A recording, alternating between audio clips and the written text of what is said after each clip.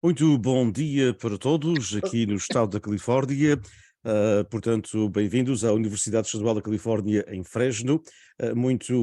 Bom dia, obviamente, para aqueles também que nos acompanham na costa leste dos Estados Unidos da América, onde ainda não chegamos ao meio-dia, e muito boa tarde para aqueles que nos acompanham, portanto, nas regiões autónomas dos Açores, ou da Madeira, e também em Portugal continental. Bem-vindos a esta sessão, a primeira de várias, dedicada, portanto, a Natália Correia, cujo centenário, como estão a ver, portanto, no cartaz em inglês, estamos a comemorar neste ano de 2023. É com muito gosto que temos connosco Ângela de Almeida, a poeta, investigadora, portanto, profunda conhecedora também da nossa realidade açoriana e da realidade açoriana em todas as margens, não só, portanto, na sua ilha natal, que é a bonita Ilha do Faial, e na sua ilha, portanto, de vivência durante muitos anos, agora que é a Ilha de São Miguel, mas conhecedora profunda do arquipélago e das vivências além arquipélago também, com a ligação que praticamente todos os açorianos têm com a diáspora.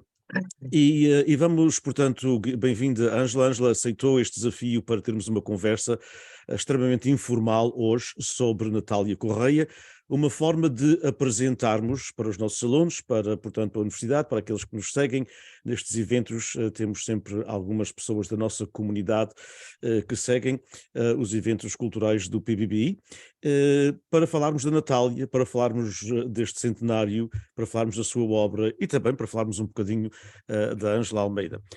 Portanto, bem-vinda, Ângela. Muito obrigado. Muito obrigada, é com imenso gosto que aceito o convite, é uma honra.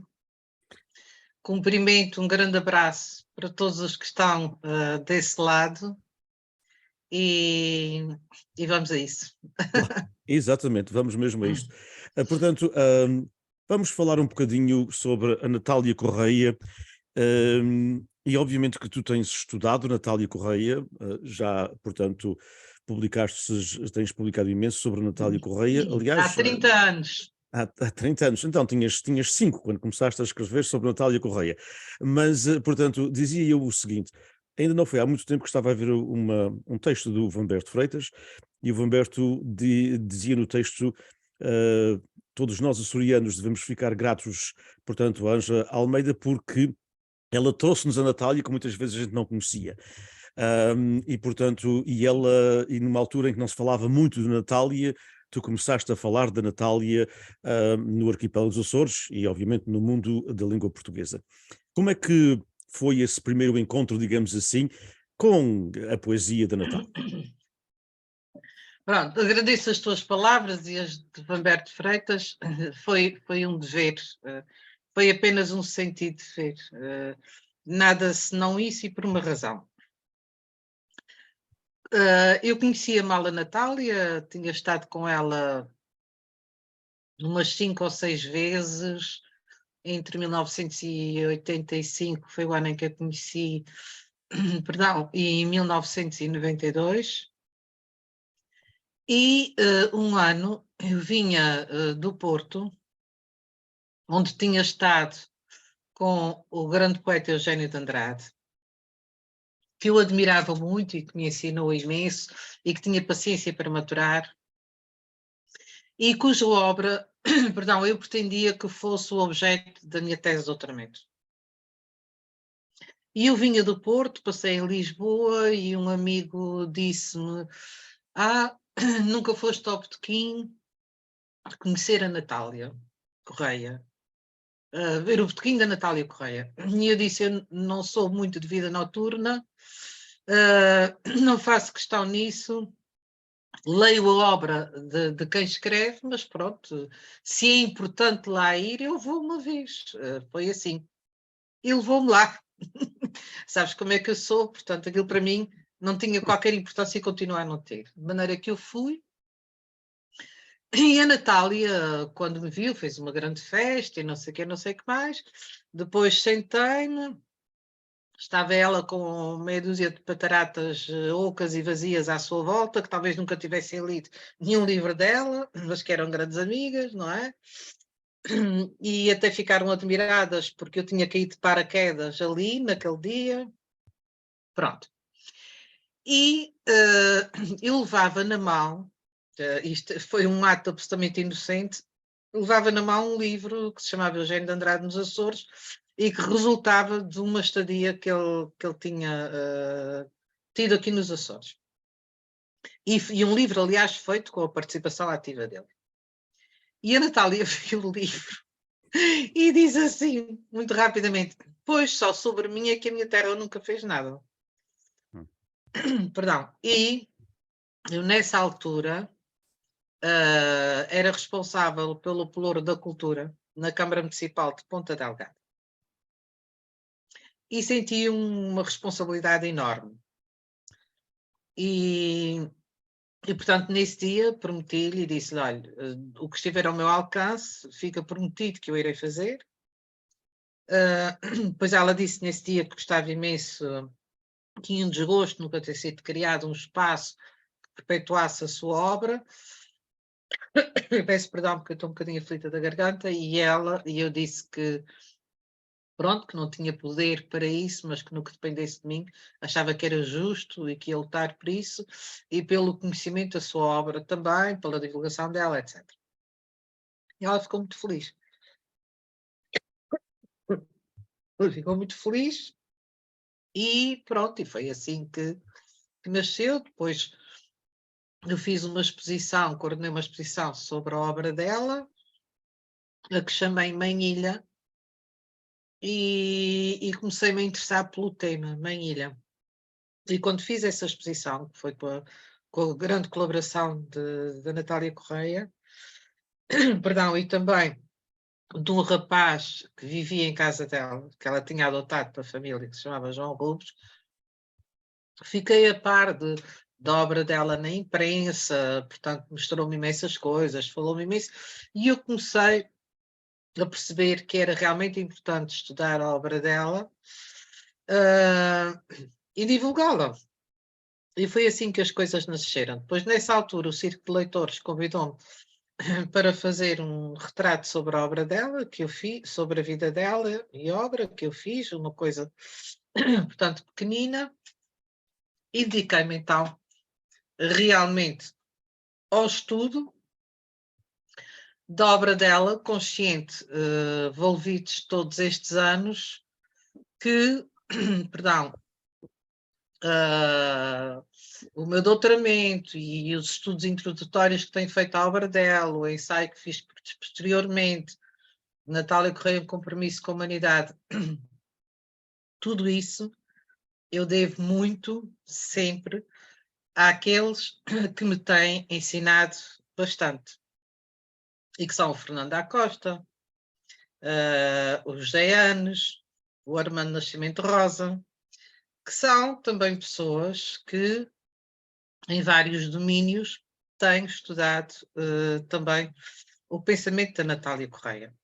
E, portanto, é sempre com esse sentimento de estudante, de humildade e de insatisfação que eu tenho feito, e aliás é uma missão que eu quero concluir este ano, em setembro, porque penso que a minha parte estará praticamente feita. Neste momento faltam sair alguns, quer dizer, faltam sair bastantes inéditos, mas pronto. Perdão, eu tenho vindo a fazer isso como, digamos, funcionária da Biblioteca Pública de Ponta Delgada. Nesse aspecto, a Biblioteca aceitou que, através de mim, se prestasse colaboração a uma editora em Lisboa, a Editorial Ponto de Fuga, e, portanto, vai ser publicada a poesia inédita, vão ser publicados os textos diarísticos dela, que são muito interessantes, e eu creio mesmo que alguns diários. Outros eu dei a conhecer nesse ensaio, Natália Correia, um compromisso com a humanidade, porque eu penso que é realmente o grande lema da vida dela.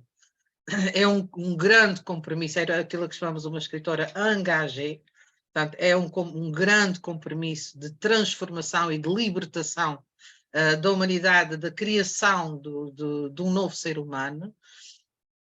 E também tenho em vista agora, portanto, neste colóquio que vamos fazer em Ponta Delgada, e noutros onde vou estar, dar a conhecer mais alguma coisa da obra inédita dela, que é muito rica, sobretudo do ponto de vista ensaístico. Os ensaios de Natália Correia são muitíssimo bons. É uma pena que realmente até agora não tenham sido divulgados. Revela aquilo que eu já escrevi sobre a autora e que neste momento não tenho qualquer dúvida. Natália Correia revirou todos os tempos da história, estudou minuciosamente todos os pontos cardeais, as várias etnias, as várias filosofias, as várias correntes estéticas e de pensamento. Tudo isso estudou para poder entender, compreender o ser humano, os seus equívocos, os seus erros e apresentar, de facto, uma proposta para uma nova humanidade reconciliada e liberta. Essa é a sua grande proposta e é nisso que assenta todo o pensamento exposto, portanto, na obra édita e inédita. Uma questão, portanto, que, Ângela, e aliás, a tua explanação nos últimos minutos, portanto, colocariam aqui questões para 2 ou 3 horas, mas por que é que nunca foram, na tua perspectiva, publicados os ensaios diários? Porque a Natália já faleceu há uns anos, não é? E não se fala muito ainda da Natália Correia. Há um grupo de pessoas que fala da Natália Correia. Tu és, portanto, a pessoa que tem mais liderado esse movimento de Açores e não só. Mas não se fala muito de Natália Correia e fala-se de tantos outros escritores, homens e mulheres, mas até muitas vezes a gente sabe que mais homens do que mulheres. Mas por que é que não se fala tanto de Natália Correia? Essa será, eu não vou pôr palavras na tua boca, portanto a pergunta fica assim aberta em termos de genericamente falando, mas será bastante por isso que tu acabaste de explicar magistralmente, que é de facto, portanto, o estudo dela, a reflexão dela, portanto, como disseste, em várias etnias, várias estéticas, várias filosofias, para depois a reinvenção desse ser humano novo que nós todos gostaríamos que acontecesse na humanidade. Isso muitas vezes provoca, particularmente no status quo, uma certa ansiedade e uma forma de não querer olhar a esse aspecto da Natália Correia. Portanto, a pergunta é em 2 partes, não é? Primeiro, porque é que não foram publicados os ensaios e os diários, que imagino que devem ser uma delícia, os diários de Natália, e também porque é que não se fala tanto dela, até mesmo no centenário não se está a fazer muitas coisas. Pronto, portanto é assim, eu entendo que a nível dos ensaios eu já apresentei a minha proposta, mas não tenho poder para isso. Eu acho que eles até agora não foram publicados por várias razões, por 2 razões essenciais, quanto a mim. Por um lado, por desconhecimento da comunidade científica residente nos Açores, sobretudo a Universidade dos Açores, que nunca dedicou qualquer interesse a esta autora, e a verdade é que este ano, até este momento, não há uma única iniciativa na Universidade dos Açores para celebrar o centenário do nascimento da sua cidadã, digamos, mais célebre a nível da literatura e do pensamento. E apesar de outras universidades no país o estarem a fazer, que já fui contatada, não é? Pronto. Isso, portanto, por um lado, revela desconhecimento, mas também revela outra coisa, revela exatamente incómodo. Incómodo porque a Natália Correia era anti-académica, profundamente anti-académica, e como o seu conhecimento era imenso, é uma espécie de afronta a quem está na academia por vezes, porque também há muita gente que está na academia e estuda Natália Correia. É o caso do professor Anselmo Borges, é o caso do Armando Nascimento Rosa, portanto, tanta gente, o próprio António Vilhena, o José Andes, que já falei, epá, não quero mesmo esquecer ninguém, mas há uma data de gente lá fora a fazer isso. A Universidade do Porto, que tem dado um grande contributo, portanto, é assim, eu penso que, de facto, há um sentimento bastante negativo que é gerado e que é expresso em silêncio, porque o silêncio também exprime, o silêncio, a inércia, a ausência de iniciativa falam bastante, não é? E, portanto, é isso que exprime, por um lado. Por outro lado, eu penso que a região, em termos de governo regional, que é quem tem, de facto, essa responsabilidade, não compreendeu ainda o que é que tem, ou não se quer, digamos, debruçar sobre aquilo que tem nas mãos. Porque, de facto, neste momento, quem está a ter alguma iniciativa é a Câmara Municipal de Ponta Delgada, com o colóquio. O Governo Regional, através da Direção Regional da Cultura, vai fazer uma exposição na Biblioteca Pública de Ponta Delgada. Pronto, e vamos fazer alguns encontros, poucos, mas aquilo que eu ouço de todo o lado, a nível tanto de pessoas diretamente ou indiretamente ligadas ao Governo Regional nesta área, é que a Natália não é a única. Pronto, Natália não é a única e pronto. E isso eu não sei, portanto, é assim, é o que eu posso Claro, dizer. claro. Não é a única, mas é a única em muitos sentidos. Pelo pouco que eu conheço da obra da Natália, e até, graças, portanto, ao teu incentivo, tenho descoberto muito mais, portanto, através das traduções que ando, como sabemos, a fazer da poesia dela. Mas, e conheço, obviamente, alguns dos romances e aquele livro que eu acho extraordinário, descobri que era europeia, em que a Natália, ainda ontem, precisamente ontem, estava a falar com uma pessoa na universidade, porque o livro sai agora em inglês, e ainda bem, pela Tago Express, através da coleção Bélica Jórica, que o nosso amigo Onésimo Titónio Almeida dirige, com o Mário Pereira, e na realidade, o livro Descobri que era europeia, escrito nos anos 50, no começo dos anos 50, está muito atual nos dias de hoje. Se nós quisermos olhar Pois, com e olhos já, críticos à América de hoje, ela está retratada no Descobrir que era europeia de há e 70 já anos viste, atrás. toda a gente fala, por exemplo, do Fio da Navalha, do Somerset Maugham, que faz também uma brilhante oposição entre a Europa e os Estados Unidos da América, mas depois desconhecem completamente o Descobrir que era europeia de Natália Correia. Não sei se por ter sido escrito por uma mulher, é assim. Há um outro aspecto também que eu ia dizer que é, de facto, a nível da sua personalidade, não era uma pessoa nada fácil, não é? Não era uma pessoa nada fácil. Agora, o que eu acho é que é preciso distinguir o trigo do joio, neste caso. É preciso distinguir alguns aspectos da sua vida biográfica em relação relativamente à sua obra, portanto, e ao seu pensamento, não é? Naturalmente que para uma análise da obra e do pensamento de um autor é importante,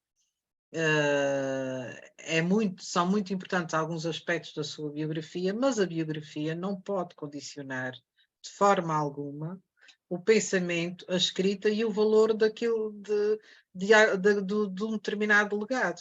E eu acho que no caso de Natália Correia, que ela pagou e continua a pagar por isso, o seu nome. Portanto, e nesse aspecto é bastante diferente de Sofia de Melbrenner, por exemplo, que é uma autora pacífica, que não quebrou, quer dizer, teve sempre um comportamento muito suave ao longo do tempo, mesmo durante a ditadura, a que se opôs, mas de forma alguma com a ousadia, com a rebeldia, com a coragem de Natália Correia, que era constantemente perseguida pela PIDE, que tinha, a PIDE seguia-lhe os passos todos, a ela, à mãe, à irmã, e fazia relatórios sucessivos, violava-lhe a correspondência, teve que dar outras moradas para a sua correspondência, teve 8 livros confiscados pela PIDE, mas, portanto, são duas personalidades completamente diferentes. E eu acho que é isso. Portanto, a Sofia é uma pessoa do regime ou do sistema, na medida em que não criava ondas. A Natália não era de regime nem de sistema nenhum. Portanto, era uma mulher livre, porque era liberta, e, portanto, não aceitava o domínio, viesse ele de onde viesse. E isso fez toda a diferença na vida dela.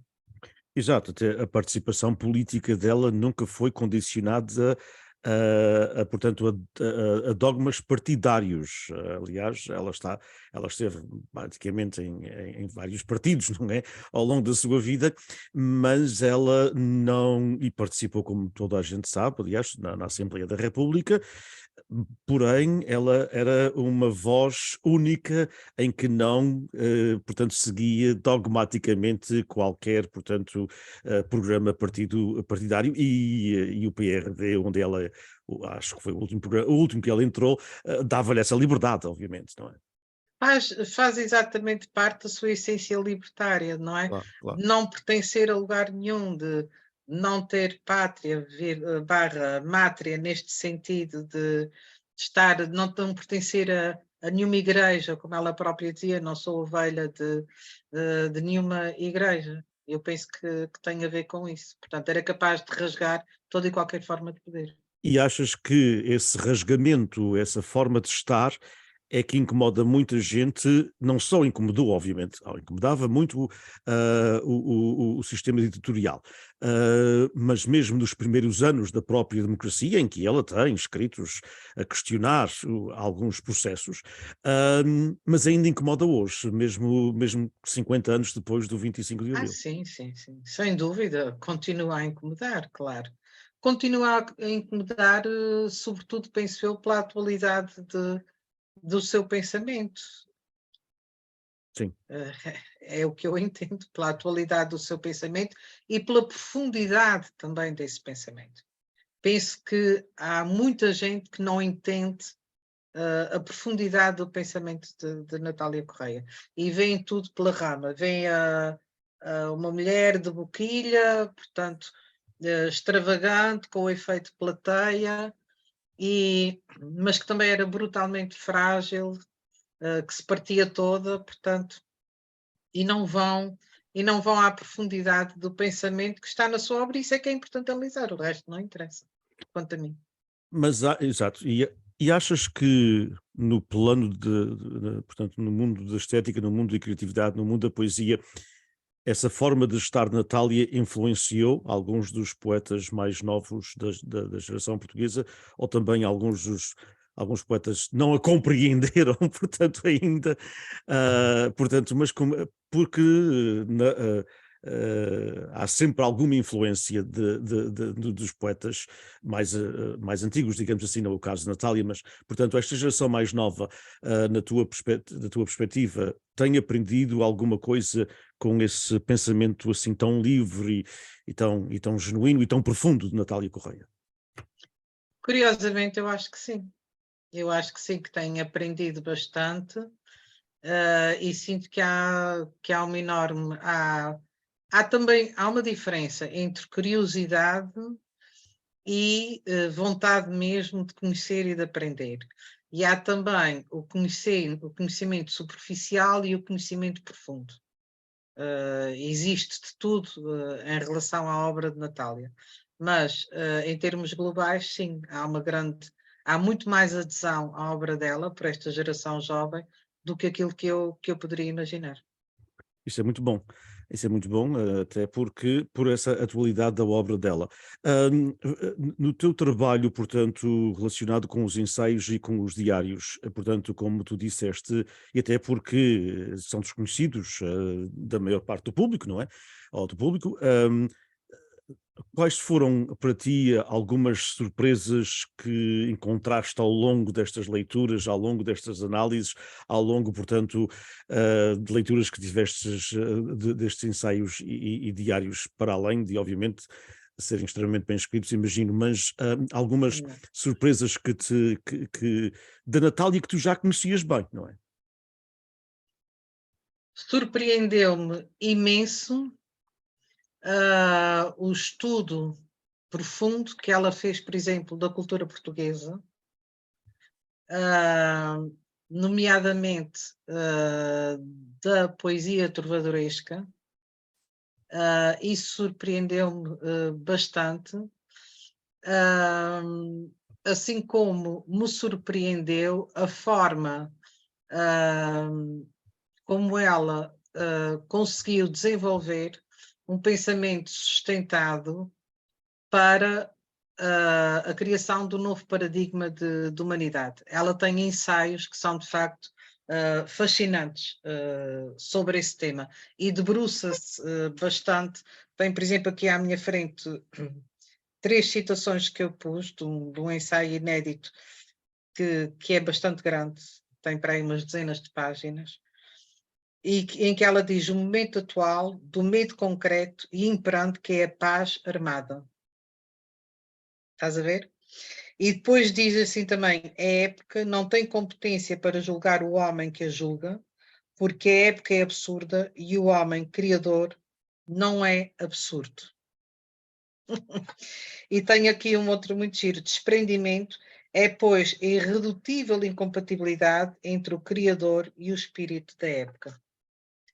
Portanto, são só 3 pequeninos fragmentos, mas para exprimir o pensamento dela, o pensamento filosófico dela, inclusivamente, muitas vezes, bastante profundo, e em que ela tem essa capacidade de refundir o ser humano, o indivíduo, Não haja dúvida. E devolvendo-lhe, diz. desculpa, não disto. Continua, por favor. Não, entendendo a literatura, ela, por exemplo, tem muitos ensaios sobre o romantismo na literatura, sobre o surrealismo, sobre o barroco também, sobre o amor, sobre a poesia, tem vários ensaios sobre a poesia. E, de facto, ela entendia que a literatura, e sobretudo a poesia, é, de facto, a única via que tem, digamos, porque faz a síntese dos contrários, é capaz de permitir a visão do absoluto anterior, portanto, da totalidade do ser humano. Porquê? Porque a nossa vida é simbólica. Nós, quando nascemos, vivenciamos só uma parte. Ou vivenciamos o esquerdo, ou o direito, ou o alto, ou o baixo, ou o consciente, ou o inconsciente, não conseguimos vivenciar, a mesma pessoa não consegue vivenciar a totalidade, e daí ela falar no feminino e no masculino também.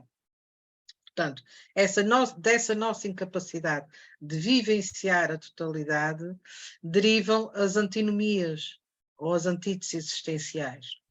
E, portanto, ela entendia que apenas a poesia, por capacidade de restauração dos contrários, é capaz de permitir a aurora do absoluto, que é essa visão da totalidade, mas não do absoluto, conforme escreveu Eduardo Lourenço, do absoluto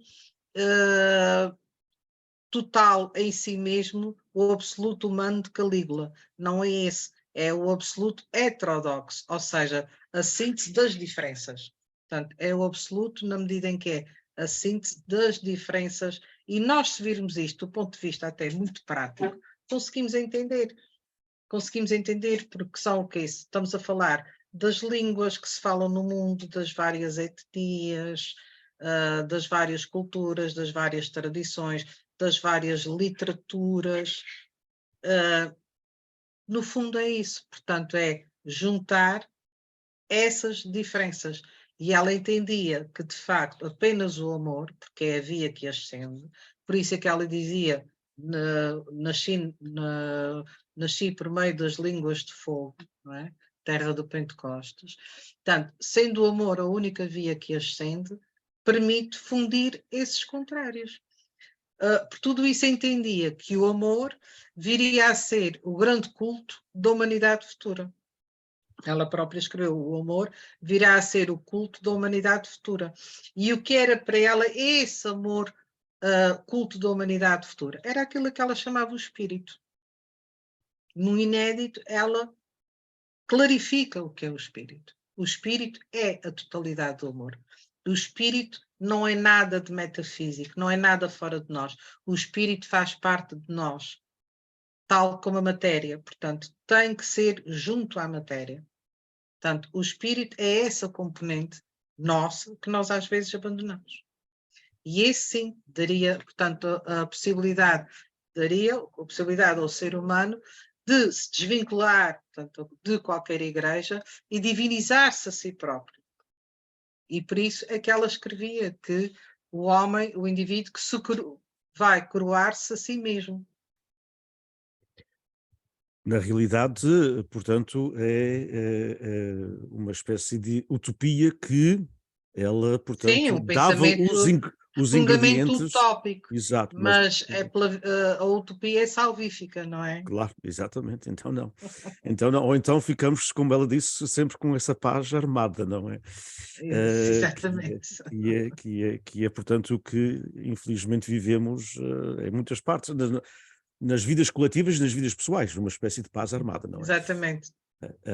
Portanto, isso, todo esse pensamento, obviamente extremamente rico em estética, em filosofia, é algo que incomoda muitos poderes, e daí também, e não refiro também só ao poder político, até como disseste, até mesmo os poderes académicos, até porque, que também como referenciaste logo no princípio, a Natália não era muito pacífica em termos de relações com o mundo académico.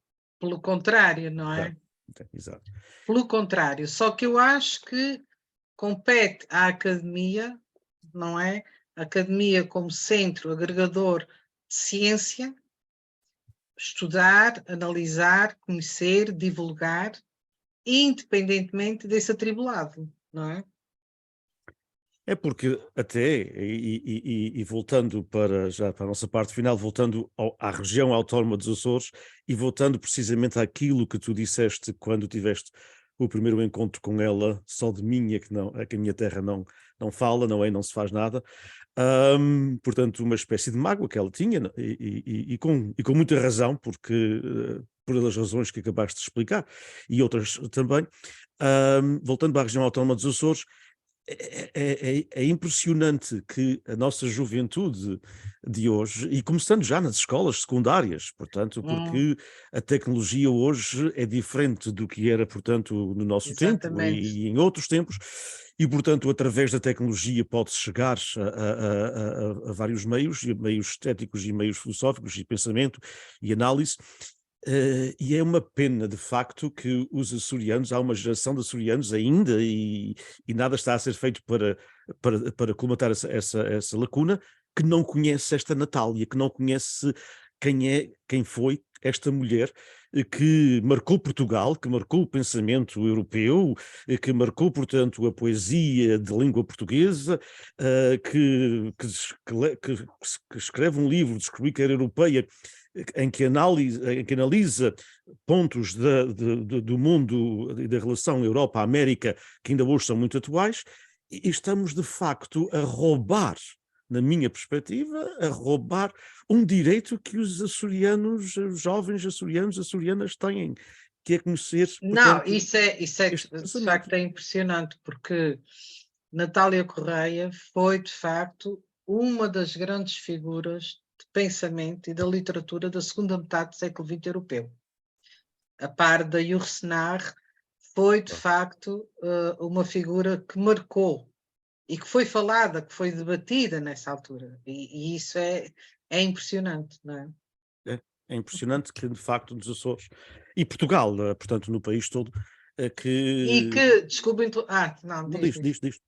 Não, eu ia dizer, e que já ia só dizer isto, e que com 25 anos já escrevia para os jornais, nomeadamente para o Portugal, Madeira e Açores, para o Sol, estes nos anos 40, falando do estado do mundo.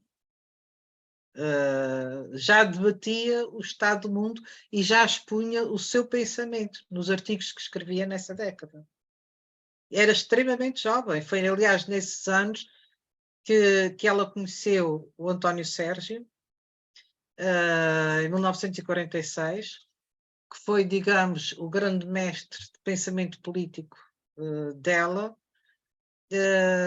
e que a levou a aderir ao cooperativismo, e é, digamos, a pedido dele, de acordo com uma carta inédita, um documento inédito dela, um registro diarístico dela inédito que encontrei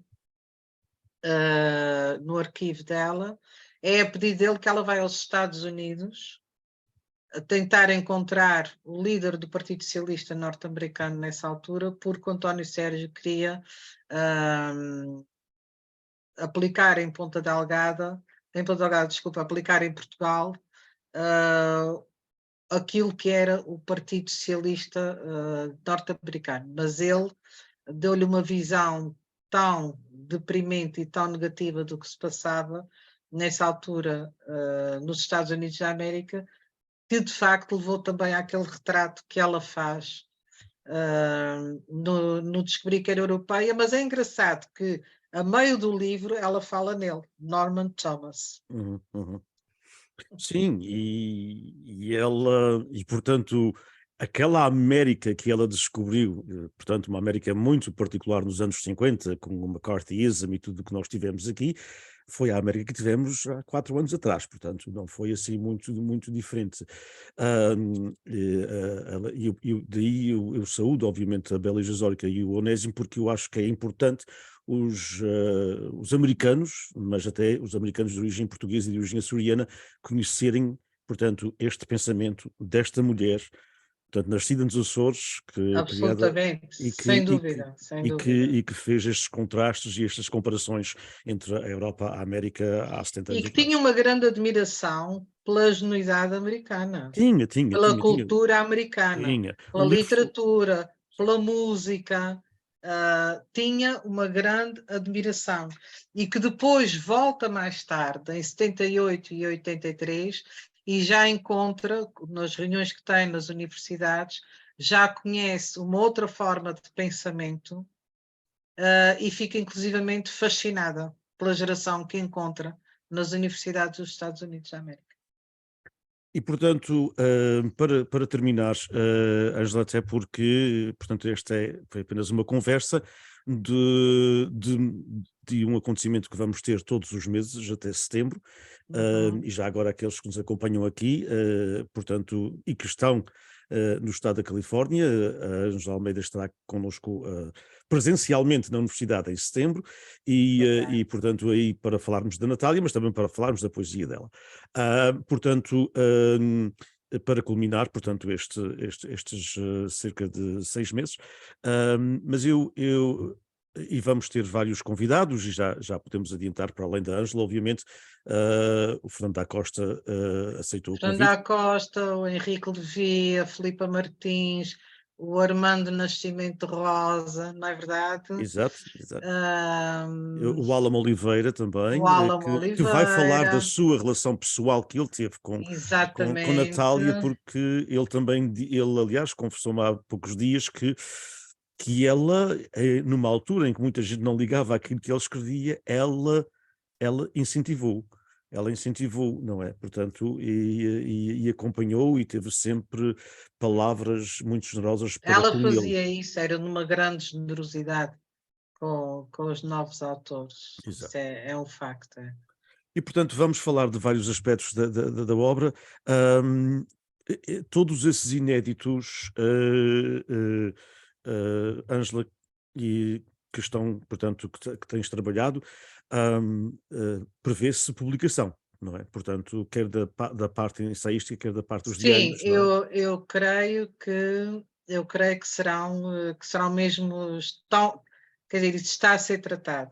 A publicação deles está a ser tratado, portanto, por uma editora com a colaboração da Biblioteca Pública e Arquivo de Ponta Delgada. Isso é excelente. Isso é excelente porque é uma outra parte da obra da Natália que depois chegará à população em geral e talvez aí o mundo académico, pressionado pelo mundo editorial, tenha outro olhar para a totalidade da obra Eu da acho que Natália. vão ter até mais respeito pela Natália, inclusive o seu pensamento sobre Portugal. Eu penso que as pessoas vão ter, os leitores, os curiosos, sobretudo os Uhum. curiosos, vão ganhar um respeito que, pela profundidade do seu pensamento e pela consistência desse pensamento, vão ganhar outro respeito por ela, por aquilo que ela escreveu e que pensou, que é isso que na realidade interessa, não é? Claro, De um claro. autor. E o centenário deveria ser precisamente sobre isso. Pois Portanto, é. o que ela pensou, o que ela escreveu, e não pela sua vida, portanto, pela parte biográfica, que era extremamente Pois interessante, é. não é? E que todos nós gostávamos de ver aquela Natália que ia para a Assembleia da República, e que lia alguns poemas e que não tinha, portanto, como se diz popularmente, papas na língua, mas obviamente o pensamento e a Não. obra No estética dela autor, quer dizer, ou se estuda o pensamento e a obra, o resto, mas pronto. o resto é periférico, não é? Não haja dúvida. Muito obrigado, Ângela, por esta Obrigada hora eu, de Dinis conversa. Borges. Um grande abraço a todos aí. Até muito breve em Ponta Delgada, no colóquio da Câmara Municipal de Ponta Delgada, que vai ser também um evento muito bonito e central, de homenagem a Natália Correia por ocasião do centenário do seu nascimento. E em setembro, presencialmente, com essa gente bonita aí.